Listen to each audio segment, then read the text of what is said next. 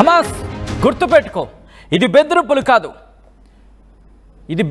కాదు, ఇదే last warning అంటున్నాడు ట్రంప్. హమాస్కు ట్రంప్ మరోసారి వార్నింగ్ ఇచ్చాడు. శనివారం మధ్యాహ్నానికి బంధినుడు విడుదల చేయాలంటూ చెప్పుకొచ్చాడు. మరోసారి ట్రంప్ స్పష్టం చేశాడు, గుర్తుపెట్టుకో, ఇది బెదిరింపు అనుకుంటే కాదు, ఇది హెచ్చరిక అంటున్నాడు ట్రంప్. బంధినుడు విడుదల చేయకపోతే తీవ్ర పరిణామాలు ఉంటాయంటున్నాడు ట్రంప్. నేను చాలా కఠినంగా ఉంటా, చాలా కఠినమైన నిర్ణయాలు తీసుకుంటా. శనివారం మధ్యాహ్నం తర్వాత ఏదైనా జరగచ్చు అంటున్నాడు ట్రంప్ వార్నింగ్. అవును, ట్రంప్ వార్నింగ్ చూస్తుంటే అటువంటి మాట వినిపిస్తోంది. లేకపోతే నరకం చూడాల్సి వస్తుందంటూ హమాస్కు హెచ్చరిస్తున్నాడు. అమెరికా కాలమానం ప్రకారం శనివారం మధ్యాహ్నం 12 గంటల వరకు టైం ఇచ్చాడు ట్రంప్. అంటే అమెరికా కాలమానం ప్రకారం 12 గంటలకు టచ్ అయిందా ముళ్ళు, ఆ తర్వాత నిమిషం ఏదైనా జరగచ్చు. ఇదే క్వశ్చన్ అడగడం జరిగింది ట్రంప్, ఏం జరుగుతుందంటూ. మీరే వేచి చూడని అంటున్నాడు ట్రంప్. మరి ఇజ్రాయెల్ సంగతి ఏంటి? ఇజ్రాయెల్ సంగతి నాకు తెలియదు, నేను మాత్రం తగ్గేదే లేదంటున్నాడు ట్రంప్. ఇది నేనంటున్న మాట కాదు, స్వయంగా అమెరికా అధ్యక్షుడు ట్రంప్ అంటున్న మాట. లేకపోతే నరకం చూడాల్సి వస్తుందంటూ హమాస్కు హెచ్చరిస్తున్నాడు. మొత్తం బంధినుడు విడుదల చేయి, లేకపోతే నరకాన్ని ప్రత్యక్షంగా చూపిస్తా అంటున్నాడు. లెట్ ఆల్ హెల్ బ్రేక్ అవుట్ అంటూ కూడా చెప్పుకొచ్చాడు ట్రంప్. ఇజ్రాయెల్ ఏం చేయబోతుందో తనకు తెలియదు అంటున్నాడు. శనివారం నాటికి బంధినుడు విడుదల చేయాలంటూ గత వారమే ట్రంప్ డెడ్లైన్ విధించాడు. ఈ అంశానికి సంబంధించి కూడా హమాస్ రియాక్ట్ అయింది. ఇన్ఫాక్ట్ హమాస్ ఒకటే చెబుతోంది, ఇది కేవలం బెదిరింపులుగానే చూస్తామంటోంది హమాస్. ఈ నేపథ్యంలో ఒకసారి ట్రంప్ ఏమన్నాడు చూద్దాం, ఆ తర్వాత ఇన్ డీటెయిల్గా మాట్లాడుకుందాం. I don't know what's going to happen tomorrow at 12 o'clock. It was up to me. I'd take a very hard stance. I can't tell you what Israel's going to do. But I watched the last people come out, and I looked at a before and an after picture. One guy was a big, strong, healthy guy. You could say he was a little bit overweight. He's not overweight anymore. He looks like he just came out of the Holocaust. It looks like a Holocaust picture. I've looked at him for a long time, and they've been treated very badly. The young lady came out last week, her hand was blown off. I mean, literally, her hand was trying to stop a bullet that was headed for her face. She put up her hand, she goes like this and wiped out her fingers and a lot of her hand.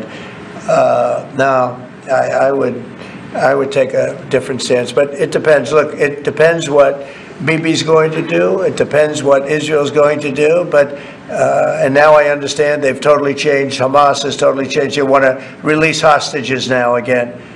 But you have to see, this started by them saying, we're not going to release the hostages as we said we were. I said, good. You have till 12 o'clock on Saturday, which is tomorrow at 12 o'clock to do it. And we didn't hear anything. Then all of a sudden, 2 days ago, they said, no, we've decided we're going to release the hostages. So, but I actually think they should release all of the hostages. Remember, they're probably as bad as they looked. I mean, I don't like to say that, but they look real bad 4 days ago, 5 days ago when I saw them. And the young ladies that came out were treated really badly. You don't know what happened, but I do. They were treated really badly. But as bad as they look, the ones that follow probably will look a lot worse. I think they're sending out their most healthy. And they've been hit hard on that, Hamas. So they probably didn't want to release. But they changed their mind. I said 12 o'clock tomorrow, and all of a sudden, 2 days ago, yesterday, they said they're going back to releasing. But this all started by them saying, we are not going to release any more hostages. And then yesterday they said they are going to release the hostages. But I think they should release all of the hostages. I don't know. Right? Adi Trump warning. చూసారుగా, Trump mass warning ఏ స్థాయిలో ఉందో ఒకటే అంటున్నాడు. రేపు 12 గంటల తర్వాత ఇటు యుద్ధానికి నాంది పలకబోతున్నాడా ట్రంప్ అంటే అవునని మాట వినిపిస్తోంది. ఏ క్షణాన్నైనా రేపు 12 అంటే అమెరికా కాలమానం ప్రకారం 12, ఎందుకంటే అక్కడ డిఫరెంట్ టైమింగ్స్ ఉన్నాయి కాబట్టి మరి ఏ టైమింగ్ రిఫరెన్స్ తీసుకుంటాననేది ఆసక్తికరమనే చెప్పుకోవాలి. But what ever it may be, America కాలమానం ప్రకారం 12 దాటిందా హమాస్కి సంబంధించి యుద్ధాన్ని ప్రకటించబోతున్నాడని చెప్పుకోవాలి. ట్రంప్ ఆఖరి వార్నింగ్ ఇచ్చేశాడు.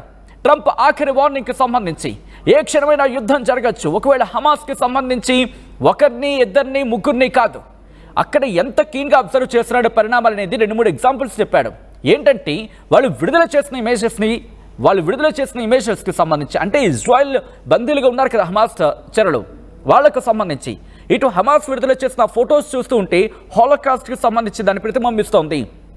అంటే అంతలా బక్క చిక్కుకుపోయారు, అంతలా పాడైపోయారు, వాళ్ళని ఎలా ట్రీట్ చేశారు, హమాస్ ఎలా ట్రీట్ చేస్తుంది అనేది క్లియర్ కట్గా అర్థమవుతోంది.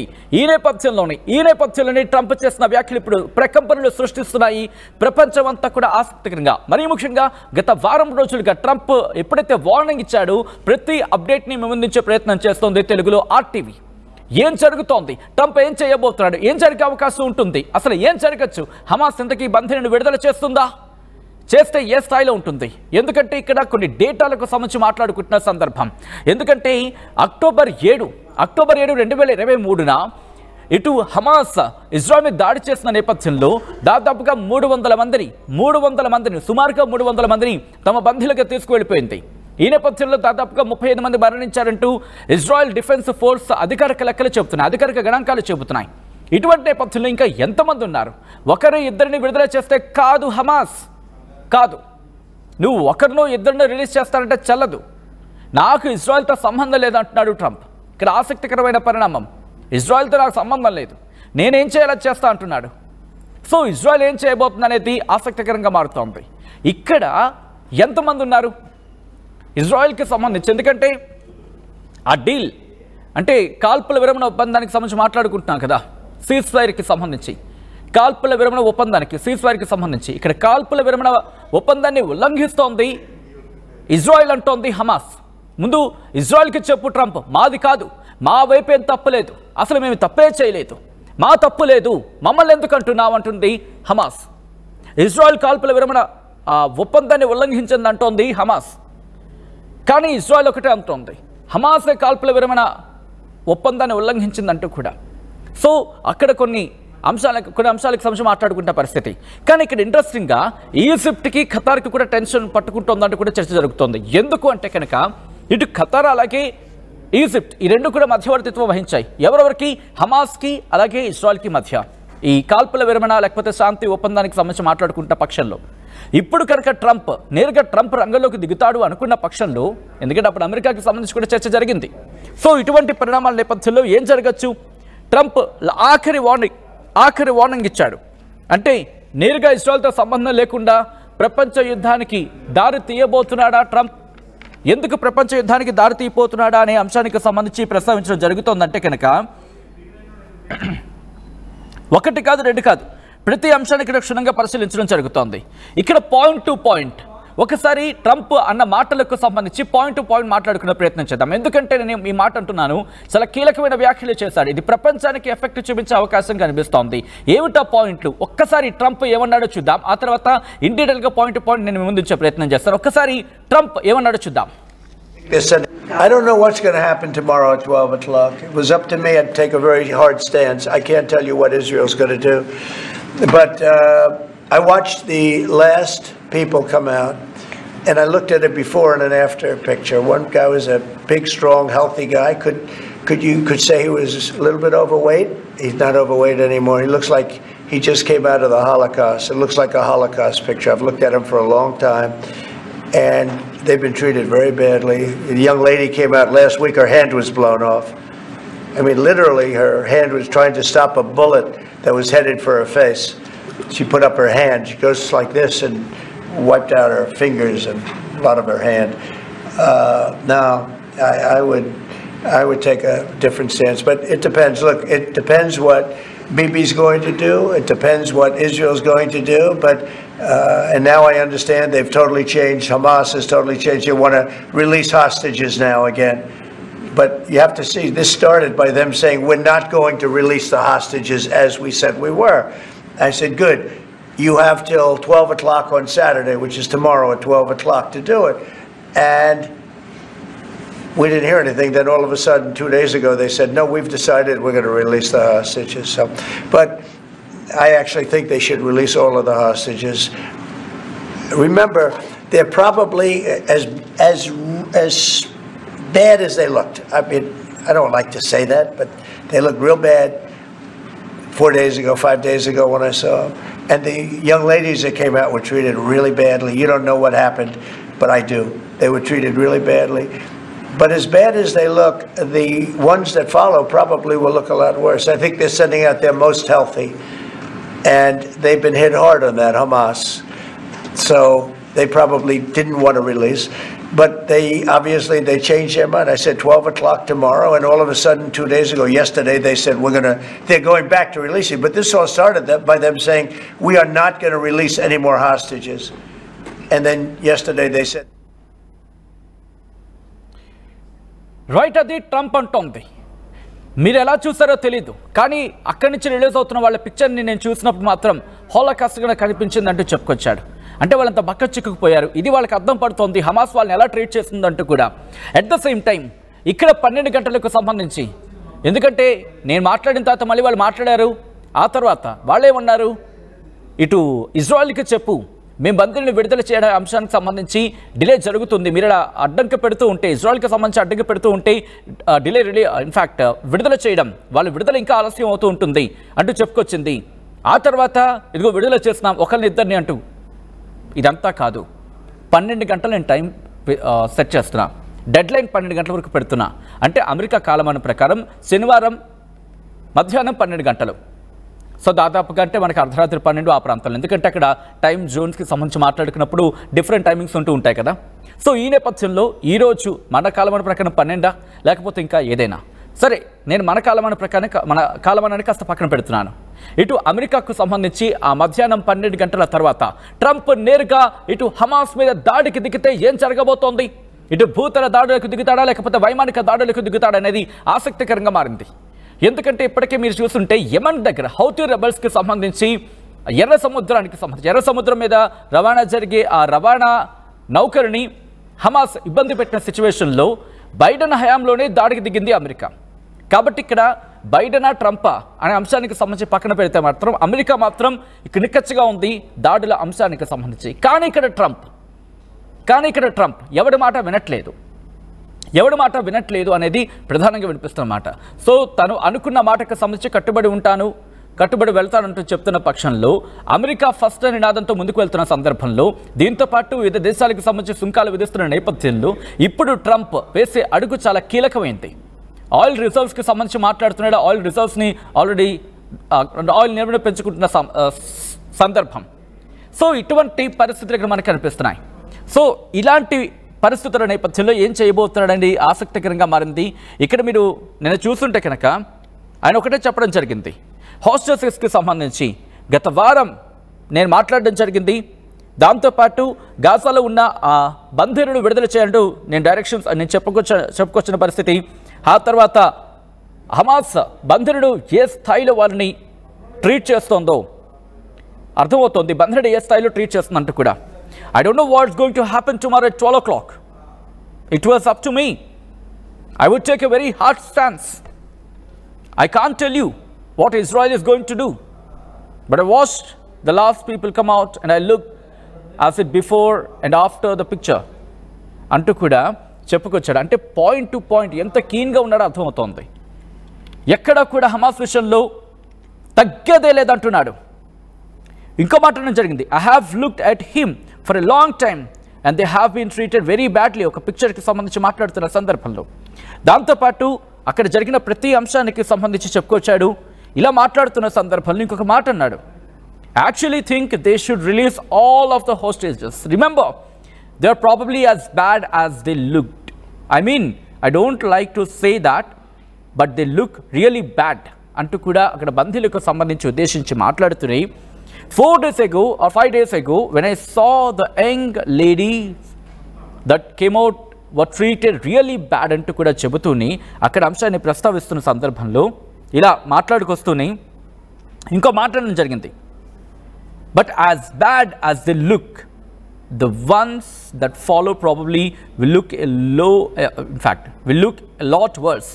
I think they are sending out their most healthy and they have been hit hard on the Hamas అంటూ చెబుతూనే ఇలా మాట్లాడుతూ, I said 12 o'clock tomorrow and all of a sudden 2 days ago yesterday they said we are going to release.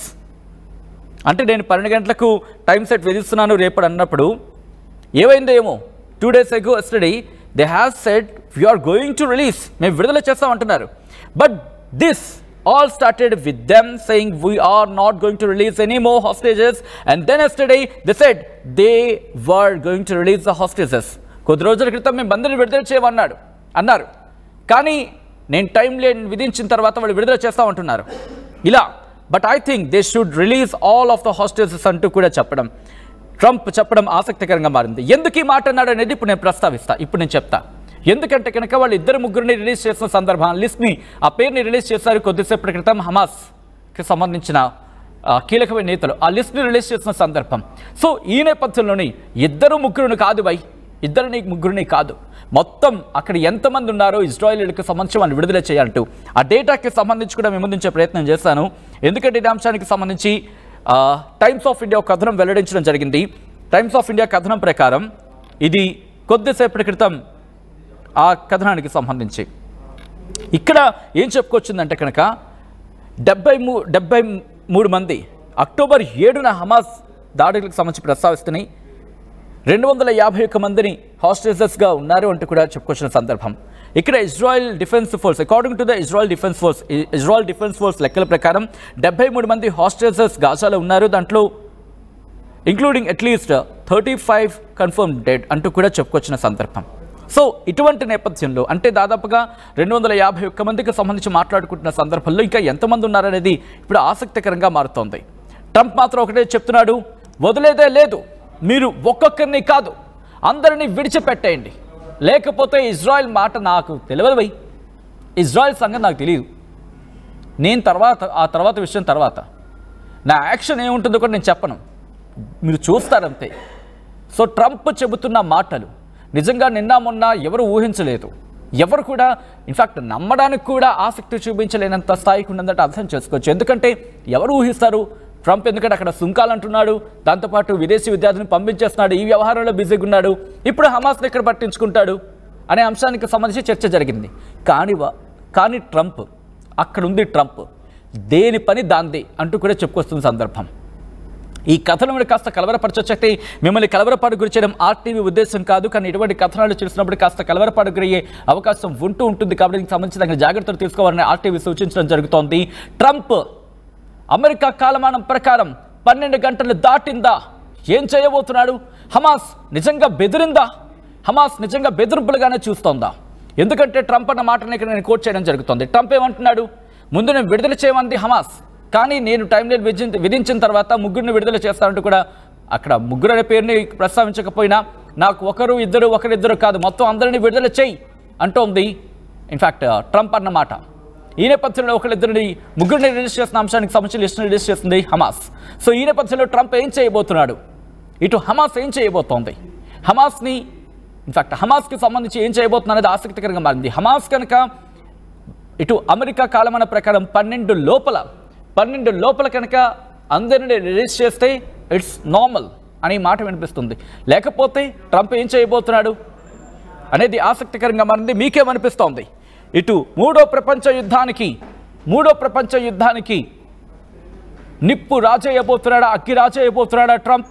ఎందుకంటే హమాస్కి సంబంధించి నేరుగా America రంగంలోకి దిగితే కనుక ఇటు ఇరాన్ రంగంలోకి దిగుతుందా, ఇటు పశ్చిమ దేశాలకు సంబంధించి ఎటువంటి రియాక్షన్స్ రాబోతున్నాయి, మరి ముఖ్యంగా మధ్యప్రాచ్యంలో ఎటువంటి పరిణామాలు ఉండబోతున్నాయి, గాజా కేంద్రంగా ఇటు జియో పాలిటిక్స్ మరింత వేడెక్కబోతున్నాయా? ఒకవేళ జియో పాలిటిక్స్ వేడెక్కితే కనుక, జియో పాలిటిక్స్లో అగ్గి రాజుకుంటే కనుక ఆ నిప్పు కణికలు ఎక్కడి వరకు ఎగిరిపడే అవకాశం ఉంది? యుద్ధానికి దారి తీయచ్చా? బహుశా ఇది ఎక్స్ట్రీమ్ అనుకోవచ్చు, కానీ ఎందుకంటే ఇది డిజిటల్ ఎరా, ఏమైనా జరగచ్చు గతంలో చూసాం. సో ఈ నేపథ్యంలో ట్రంప్ ఇచ్చిన మాస్ వార్నింగ్ ఇంకోసారి చూసే ప్రయత్నం చేద్దాం. ట్రంప్ ఏమన్నాడు, ఎటువంటి మాస్ వార్నింగ్ ఇస్తున్నాడు హమాస్కి? ఇది లాస్ట్ వార్నింగ్ అంటున్నాడు ట్రంప్. నిజంగా లాస్ట్ వార్నింగ్కి పరిమితం అవుతుందా? హమాస్ ఎలా దీన్ని ఇన్ఫాక్ట్ హమాస్ ఎలా తీసుకుంటున్న ఆసక్తికరంగా మారింది. ఒకసారి ట్రంప్ ఇస్తున్న లాస్ట్ వార్నింగ్ ఏంటో చూద్దాం. I don't know what's going to happen tomorrow at 12 o'clock. It was up to me. I'd take a very hard stance. I can't tell you what Israel's going to do.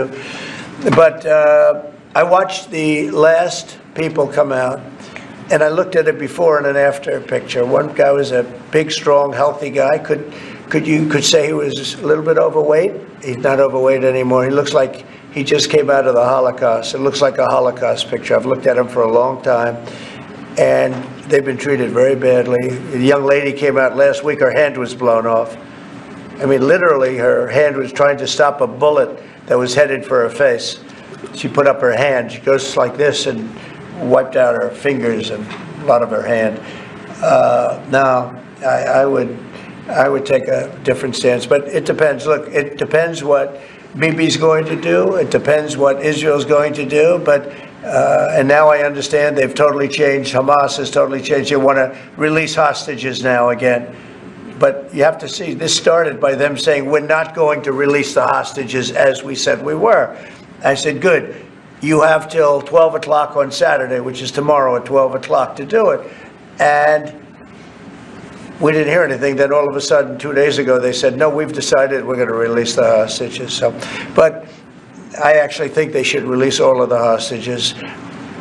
Remember, they're probably as bad as they looked. I mean, I don't like to say that, but they looked real bad 4 days ago, 5 days ago when I saw them. And the young ladies that came out were treated really badly. You don't know what happened, but I do. They were treated really badly. But as bad as they look, the ones that follow probably will look a lot worse. I think they're sending out their most healthy. And they've been hit hard on that, Hamas. So they probably didn't want to release. But they changed their mind. I said 12 o'clock tomorrow, and all of a sudden, 2 days ago, yesterday, they said they're going back to release it. But this all started by them saying, we are not going to release any more hostages. And then yesterday they said they are going to release the hostages. But I think they should release all of the hostages. RTV app వార్తల్ని క్షణాల్లో చదివే అవకాశం ఉంటుంది. ఒక newspaper, ఒక television channel మీ చేతుల్లో